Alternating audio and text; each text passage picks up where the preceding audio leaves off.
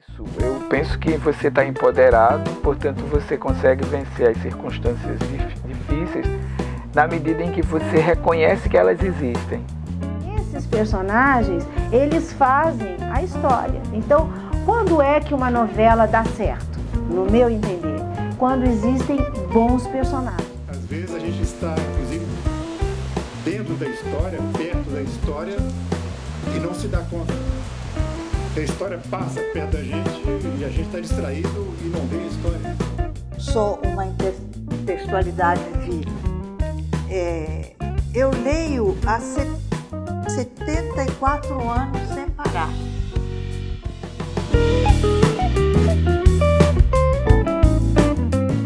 O ILER, Instituto Interdisciplinar de Leitura, e a Cátedra Unesco de Leitura PUC-Rio estão recebendo hoje, com muito prazer, a escritora Flávia Lins e Silva, que vai nos falar um pouco sobre o trabalho dela.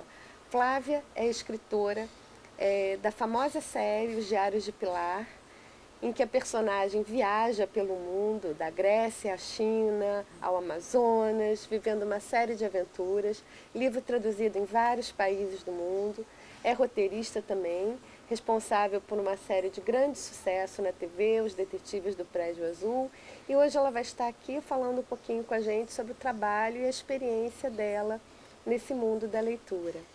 Boa tarde, Flávia. Boa tarde. Então eu queria que a gente começasse por aí, que você falasse um pouquinho da Pilar, da série na TV, como é que é esse trabalho, o que trouxe de gratificação para você como escritora, como pessoa, as surpresas, né, que esse trabalho também te deu.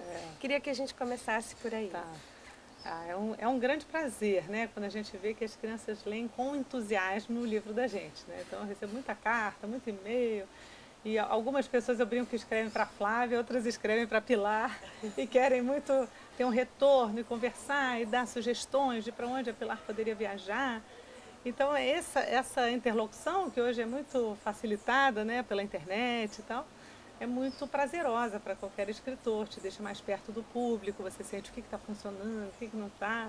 E vem perguntas engraçadíssimas, divertidíssimas, né?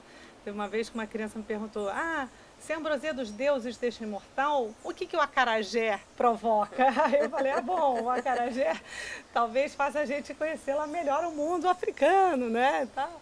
Mas vem umas questões divertidíssimas também. As crianças são, por natureza, criativas, curiosas, e o livro só faz incentivar mais ainda isso, né? Eu acho que o que eu acho bacana do livro da Pilar é que acho que as crianças saem com mais questões, com mais vontade de descobrir, de viajar, de aprender e tal.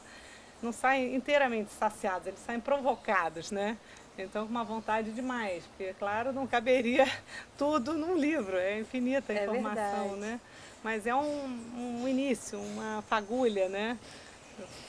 Uma coisa que me deixa curiosa, e acho que talvez também desperte essa curiosidade em quem está ouvindo a gente, é o seguinte, a Pilar nasceu para ser uma série ou ela foi crescendo, esse desejo de aventura foi crescendo e você foi seguindo? A Pilar, ela nasceu do meu desejo de conhecer mitologia, né? Assim, acho que eu tinha um fascínio imenso por mitologia. Quando eu cheguei aqui na PUC, o Junito já não estava dando aula, então eu perdi esse grande professor e fui estudar sozinha.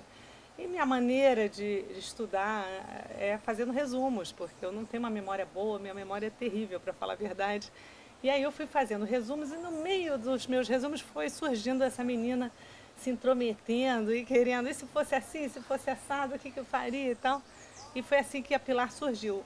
E eu percebi que o meu desejo de conhecer mitologia não se saciava só com a mitologia grega. Eu queria saber mitologia do mundo e queria compartilhar isso. Quer dizer, então na hora que a Pilar foi nascendo, foi aumentando esse meu desejo de conhecer outras mitologias, e eu fui fazendo então a Pilar seguir esse caminho. Quer dizer, é sempre não é apenas uma aventura e apenas uma viagem, é sempre também um encontro com mitologias locais, né? Por isso que eu brinco, há certos lugares que ela visita, não é qualquer um.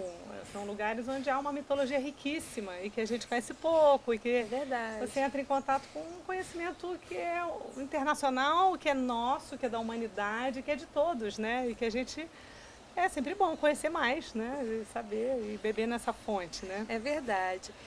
Mudando um pouquinho agora para a questão dos detetives do Prédio Azul, que é a série da TV, que é filme, que está em livro também, né?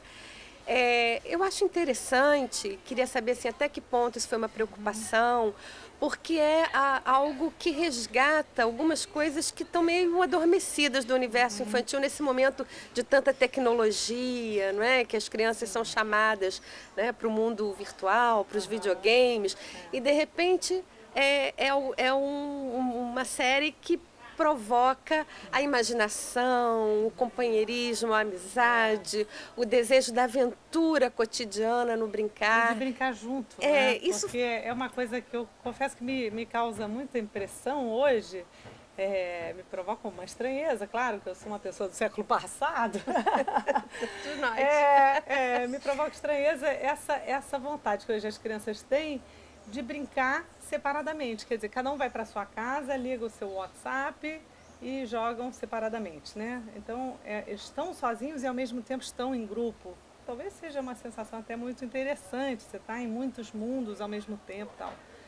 Mas eu sentiria muita falta, e eu acho que é aí que entra a coisa dos detetives, de estar junto, que é tão bom, olho no olho, né? Segurar na mão, sentir cheiro, explorar. Então tem os sentidos, os detetives eles usam os sentidos também. E a outra coisa é a gente brincar com a lógica, né? Que os detetives não adivinham as coisas, não é um botão certo e um botão errado. Tem uma construção de um pensamento lógico, que eu acho que é com isso também que a gente está brincando. Então, eu acho que o sucesso da série tem a ver com trazer o público para ser o quarto detetive. Quer dizer, a criança que está em casa assistindo, ela tem a oportunidade de estar junto, se sentindo um outro detetive ali que vai descobrir, porque há pistas, há um pensamento lógico por trás, é possível ele chegar à mesma conclusão que os detetives. E eu percebo que eles gostam de assistir muitas vezes porque depois eles já sabem.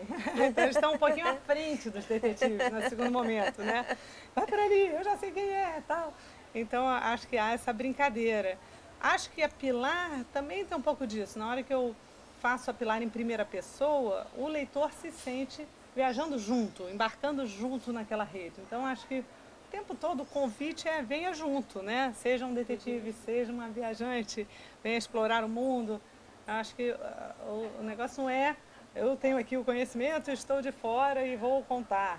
Vem junto que eu não sei nada e vou descobrir junto com você. Se você me ajudar, melhor ainda. Então acho que esse é o convite. Vamos juntos nessa aventura, vamos juntos nessa investigação. Acho que é o meu jeito de trabalhar, acho que é por aí, né? E que é, sem sombra de dúvida, um convite à leitura, uma leitura integrada, participativa, seja no livro, seja nas imagens, né?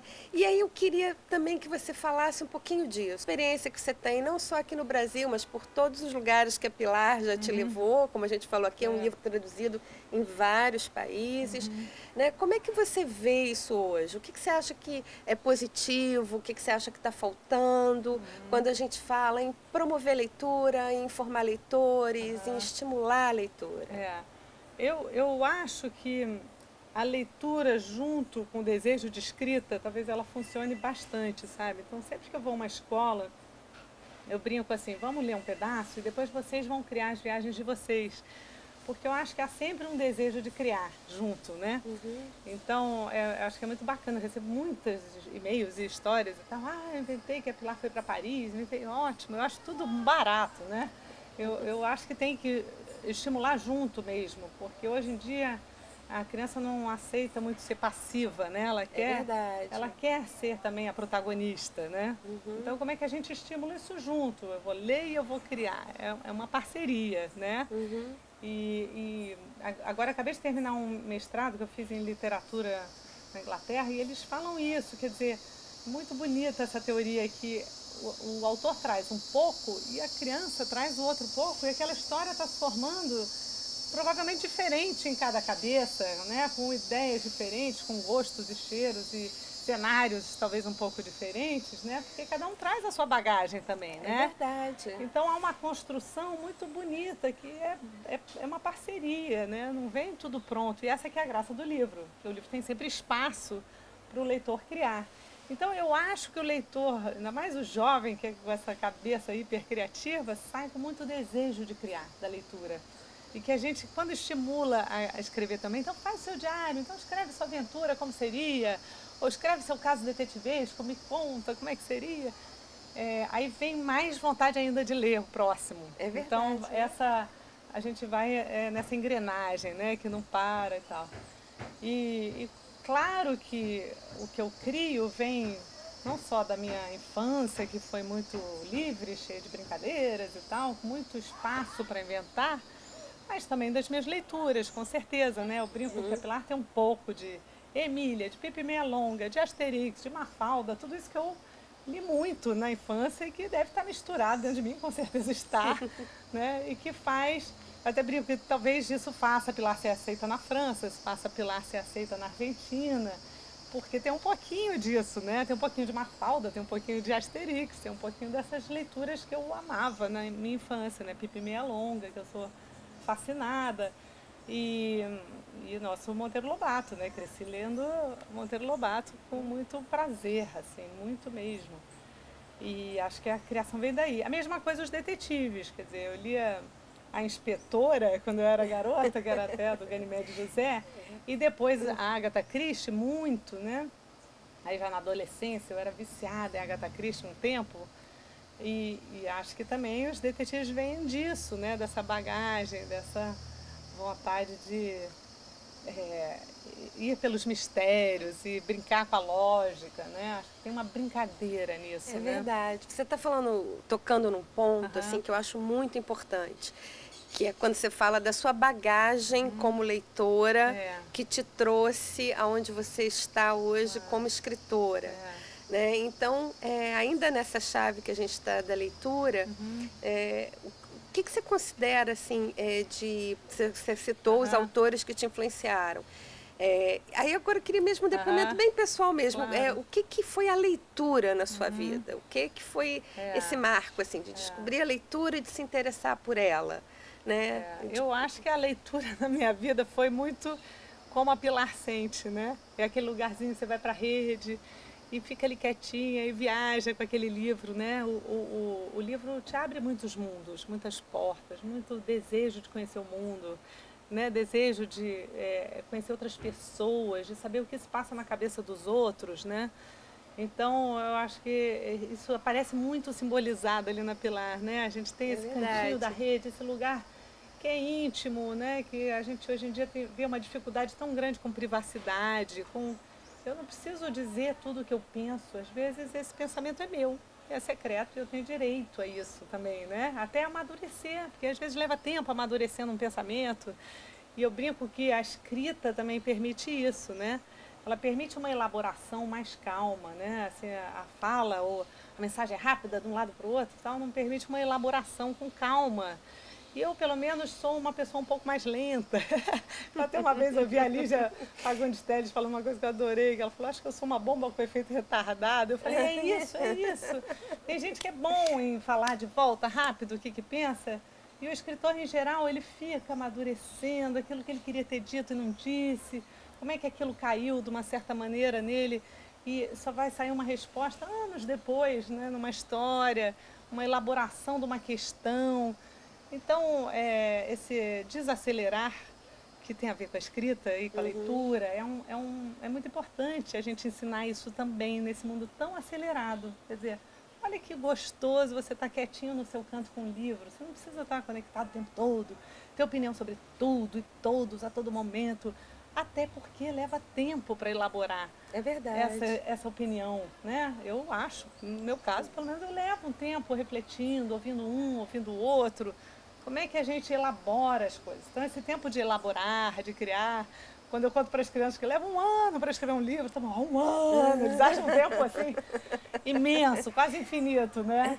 E eu preciso, porque eu preciso pesquisar, escolher que mitos eu quero contar, como é que aquilo entra na história, né? A ilustradora também tem o seu tempo, né? De elaborar, de pesquisar. Então, é um outro tempo, o livro tem um outro tempo. E que isso é bom, né? Isso também é muito bom. E me diz uma coisa que também é alguma coisa que interessa a nós aqui, acho que interessa a você também. Como escritora que divulga o seu livro, como você falou mesmo, vai a escolas, está junto desse público, que opinião você tem sobre a maneira como se desenvolve aqui no Brasil essa questão da promoção da leitura, de levar o livro até as crianças, os jovens? Você acha que falta alguma coisa? O que se faz? Dentro da sua experiência também, o que você viu em outros lugares? O Brasil é um país imenso, né? Um país continental. Então, nunca é simples, né? De um livro sair do Rio de Janeiro para a Amazônia, pensa bem, é uma travessia, né? Às vezes até o eletrônico ajuda a chegar mais fácil em alguns lugares e tudo, mas a gente tem dimensões continentais, então já é uma tarefa já de partida muito mais difícil do que em países pequenos. Agora, eu acho que só se investe em formação de leitores, em literatura e tal, investindo em professor. Aí eu acho que ou o Brasil faz esse pacto de vamos pagar bem professores, vamos investir em leitura, vamos investir em professor, ou a gente não vai sair do lugar, ao contrário, né? A gente está vendo um retrocesso assim muito grande e eu acho que é uma campanha que todos nós tínhamos que fazer, né? Vamos falar escola, escola, escola 3 vezes quando acorda de manhã. Assim, É ver se verdade, isso entra né? na cabeça das pessoas, que é número 1, hora integral, escola, escola, escola. A gente repetir isso, feito um mantra, para ver se isso muda alguma coisa, porque eu só acredito em mudança através da educação, né? De uma educação pública, em horário integral, boa para todos, integrando todo mundo. A gente está vendo um racha, e muitos rachas no Brasil, quer dizer, em vez de uma integração, a gente está criando bolhas e dissidências, e eu acho isso triste, né? Assim, eu acho que tem que ter um espaço para todo mundo estar junto. O que eu tenho percebido é não pode isso, não pode mais aquilo, não pode aquilo outro, em vez de pode isso e aquilo. Para mim é assim, não é que menina não pode usar rosa. Pode usar rosa, pode usar azul, pode usar roxo, pode usar laranja, e pode usar arco-íris, e talvez possa até não usar roupa em alguns lugares. Então, a gente tá indo por uma lógica inversa de dizer não para isso. Não, o fulaninho não pode escrever sobre isso, o ciclaninho não pode escrever sobre aquilo. Isso é muito triste de ver. É verdade. Porque a ficção, gente, é querer se colocar na pele do outro. Isso é o autor. Isso que o autor faz, ele tem empatia pelo outro. Então, ele quer sentir como é que é ser o outro. Na hora que dizem para o autor, não, você não pode fazer isso, porque você não é daquele jeito, aí eu falo, uai, Madame Bovary não teria sido escrito, é um homem escrevendo sobre uma mulher, que uma mulher sentiu. Então, a gente tem que sair desse lugar do não, não, não, para o lugar do sim, sim, sim. Olha que legal, a gente está no momento que pode. Homem pode vestir saia, mulher pode vestir calça. A gente pode somar e não subtrair, entende? Acho que está havendo um curto-circuito aí, um desentendimento nas leituras e no entendimento do se colocar na pele do outro. O que é? O autor ele se comove com o outro. É verdade. Ele quer sentir o que o outro está sentindo para ele falar, gente, eu preciso entender essa dor, por que essa pessoa passou isso? Então, assim, se a gente corta isso, acabou o entendimento de ficção. Então, eu estou até emocionada, porque acho que está uma crise de ficção muito grande nesse momento e que eu estou preocupada, sabe? Assim. Não, esse seu comentário é super pertinente, ainda mais tudo que a gente tem visto, inclusive dentro do próprio espaço da literatura infantil e juvenil, de questões sendo levantadas absolutamente absurdas, infundadas. Né? Ainda outro dia a gente comentava aqui, agora tem uma questão com o diário de Anne Frank, por exemplo, sobre passagens do diário, os pais de uma escola estão reclamando, quer dizer, é uma questão realmente séria essa que você coloca. Sabe? Mesma coisa que a gente viu o Monteiro Lobato passar. Há que se ler cada livro no seu tempo, né? A entender que há coisas que eram daquele tempo, que hoje podem parecer antiquadas, equivocadas e tal, mas o ser humano precisa até conhecer tudo isso para a construção do ser humano de hoje. Quer dizer, não é a gente banir isso, banir aquilo que vai resolver. É o contrário, é o tal do tempo da reflexão que eu venho falando, né? É a gente ler e fazer uma reflexão sobre aquilo. Por que que era assim? Por que que era assado? O que que mudou? Como é que hoje a gente contextualiza isso, né? Porque não resolve, como fazia a mãe de uma amiga minha, cortar a cena no Bambi da mãe morrendo, entendeu? Exatamente. Não resolve. A gente tem que enfrentar e olhar, pô, é duro pra caramba a cena do Bambi da mãe morrendo. Ou é dura pra caramba isso que acontecia. Vamos conversar sobre isso? Ih, essa frase não tá legal, vamos conversar sobre isso?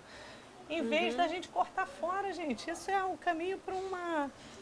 Não sei nem para que lugar. Para ficar repetindo os Repetindo mesmos os equívocos, erros, né? Porque provavelmente, você porque não a gente reflete não fala sobre sobre eles. né? A gente só bane, corta e... É. Então, acho que falta muito essa conversa, esse momento de baixar a poeira, acalmar, conversar, integrar e pensar no sim, sim, sim, em vez do não, não, não, sabe? A gente somar, né? Assim, a experiência de um com a experiência do outro, o desejo de um com o desejo do outro. Eu estou achando que a gente tem que sair desse momento de raiva, luta, para um momento de construção junto. Por quê? Ou a gente constrói uma escola pública que é boa para todos, e aí a gente convive e cria um novo né, ser humano bacana, que topa o ou verdade. realmente a gente vai criar bolhas, a gente vai criar guetos, a gente vai criar seres humanos que só convivem com o seu igual. Que graça tem isso? É um mundo narcísico absoluto, é isso que a gente quer criar, né? Eu só falo para quem é igual a mim. É isso? Fica difícil, Não, né? esse é narcisismo, né? Assim, eu só leio também quem é igual a mim, eu só quero conversar com quem pensa o que eu penso. Como é que a gente cria essa integração? É isso que o livro sempre foi uma ponte para o diferente, para o que não sou eu, né? Assim, Porque eu não conheço, que é o desejo outro, da Pilar, o desejo né? da Pilar, quem era Anne Frank, o que aconteceu com ela, Malala, né? Tantos casos aí interessantes, por exemplo, na não ficção. É verdade. Mas na ficção também, né? Assim, a gente mergulhar na dor do outro, na dificuldade do outro, no problema do outro. A ficção nos permite isso, né? Senão é não ficção, é não entendimento da ficção. Eu só falo do meu mundo, do que eu conheço, eu só posso escrever sobre o que eu conheço. Isso não é ficção, necessariamente. Pode ser também, mas pode não ser, pode virar apenas um diário de Anne Frank, entendeu? Ou você permitir, não, eu não sou aquela pessoa, mas eu me coloco no lugar porque eu tenho solidariedade, eu quero entender a sua dor. E por isso eu me coloco na sua pele. Foi isso que o escritor sempre fez. E eu acho que a ficção depende disso. A gente só vai continuar aprofundando o entendimento de ficção e conseguir passar isso, né? Entendendo todo esse contexto que a gente está vivendo e que os problemas de fora não podem abalar nossas estruturas ficcionais, assim, que são fundamentais. É verdade, é investir mesmo na leitura, na leitura e na leitura, né? A gente precisa ler o mundo, ler os livros e refletir. E ler ficção, acho que assim também, eu brinco que tem um outro carimbo que está surgindo como uma coisa melhor, assim, baseado em fatos reais, então é melhor. Não necessariamente, né? Pode ser muito interessante também, como a gente citou, Anne Frank e Malala, eu acho interessantíssimas como histórias. Mas não são ficção necessariamente, né? Então, como é que a gente entende ficção? A construção do que ainda não existe e que ainda pode ser, né? É fundamental para a gente pensar o que ainda não está aqui. É isso que eu brinco com as crianças. Eu falo assim, olha o Júlio Verne. Ele pensou o submarino muito antes de existir. Quer dizer, olha que bacana que é o poder da cabeça de um ficcionista. Júlio Verne nunca nem saiu de Paris e escreveu Volta ao Mundo em 80 dias, né? Olha que imaginação fértil, que bacana. Então, a gente abrir para a ficção é isso, é a gente poder estar em outros lugares, em outras peles, inventar o que não existe, imaginar o mundo como ele poderia ser, e não apenas se debater com o mundo como ele é, né? Assim, exatamente. A gente poder ir um pouco além. E a gente tem esse poder, a gente não é como um animal que só vê o real, a gente tem o poder da ficção. Então, isso é tão precioso, a gente não pode perder de jeito nenhum. A gente pode imaginar, não é? A gente pode imaginar, a gente pode criar o que ainda não está aí, olha que bacana. Né? É, sem dúvida. Então, me diz uma coisa para a gente ficar um pouquinho mais leve agora. Tem surpresas da Pilar vindo aí? Tem outras aventuras? A Pilar está rumo à Índia, mas eu estou atrasada porque nasceu minha filha. Acabei de ter uma bebê que está com 8 meses, a Paloma. E aí, com isso, eu estou um pouquinho atrasada na escrita, que eu estou trabalhando tanto, escrevendo os detetives. Também a Pilar também vai sair do mundo dos livros para as telas. Isso também é super segredo, uma novidade. Que bela surpresa. Então, com tudo isso, eu estou um pouquinho atrasada nos livros. Mas muito animada, né? Que vem muita novidade boa por aí. Flávia, foi um prazer ter você muito aqui, obrigada. podendo dividir a sua experiência com a gente, o seu trabalho. Foi realmente um grande prazer. Muito obrigada. Também adorei. Obrigada.